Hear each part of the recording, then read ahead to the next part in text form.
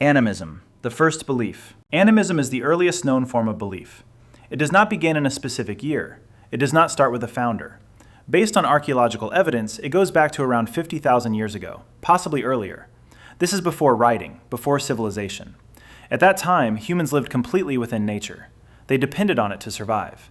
They observed animals. They watched the sky. They experienced natural forces directly.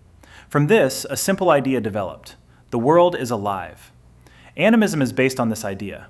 Everything has a spirit, not only humans, but also animals, plants, rivers, mountains, even the wind. These spirits are not gods in the later sense. They do not create the universe. They are not all-powerful. They exist within things. They are part of reality. There is no clear separation between humans and nature. Humans are not above the world. They are inside it. Nature is not an object. It is a system of living forces. In early Japan, this idea appears clearly. Spirits exist in nature. These spirits were later called kami. They are not symbols. They are treated as real presences. Animism has no central system, no holy book, no unified structure. It developed independently in different parts of the world: Africa, Asia, the Americas, Oceania. Because of this, there is no single version. Practices are different. But the core idea stays the same. Everything has a spirit. Totemism, symbols and identity. Totemism is one of the earliest forms of belief. It developed in prehistoric societies. There is no exact starting date, but it appears in human communities tens of thousands of years ago. Totemism is based on a different idea than animism. Animism says everything has a spirit. Totemism focuses on something more specific. A group is connected to a particular animal, plant, or natural object. This is called a totem. A totem is not just a symbol. It represents identity. A tribe, a clan, or a family may be linked to one totem. For example, a group may identify with a wolf, or an eagle, or a tree. This connection is not random. It defines the group. It explains who they are. It connects them to nature. In many cases, people believed they shared a deep bond with their totem, sometimes a common origin, sometimes a protective relationship. The totem could be seen as an ancestor or as a guide. Totemism also creates rules. These rules are not written laws, but they are strong. For example, a group connected to a certain animal may not hunt or eat that animal. This is not a moral rule in the modern sense. It is about maintaining the relationship. Totems are also used as signs. They appear in carvings, in markings, in objects. They help identify groups. They show belonging. Totemism is not a universal system. It appears in different forms in different regions. It is strongly documented in indigenous cultures of Australia, Native American societies, parts of Africa. Each culture has its own structure, but the main idea remains: identity is linked to nature.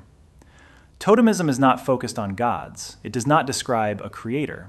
It does not explain the origin of the universe in a detailed way. Its main function is social. It organizes people. It defines relationships.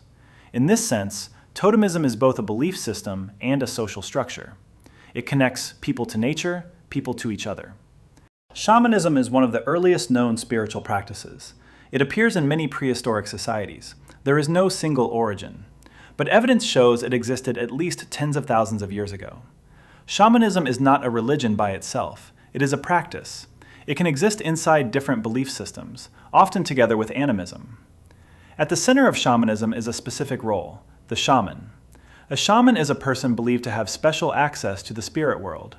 Not everyone has this role. It is limited to certain individuals.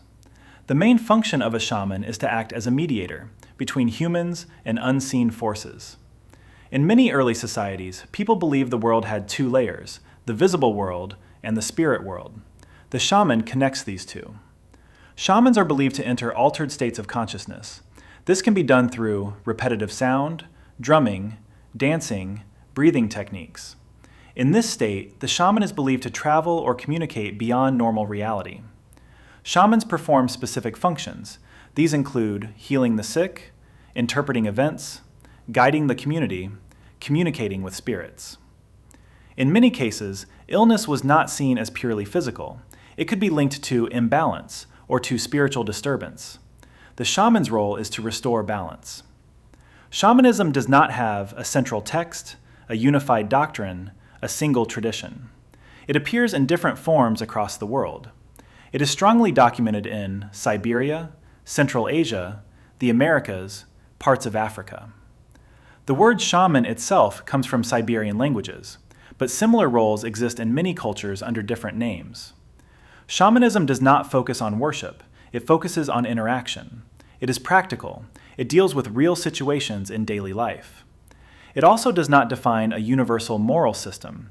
Its purpose is functional, to solve problems, to restore balance, to maintain connection. Over time, organized religions developed. Priests replaced shamans in many societies. But shamanistic practices did not disappear. They continued in traditional cultures, and in some cases, they influenced later religions. Shamanism represents an early stage of human thought, where the unseen world was not abstract, but directly accessible through specific individuals.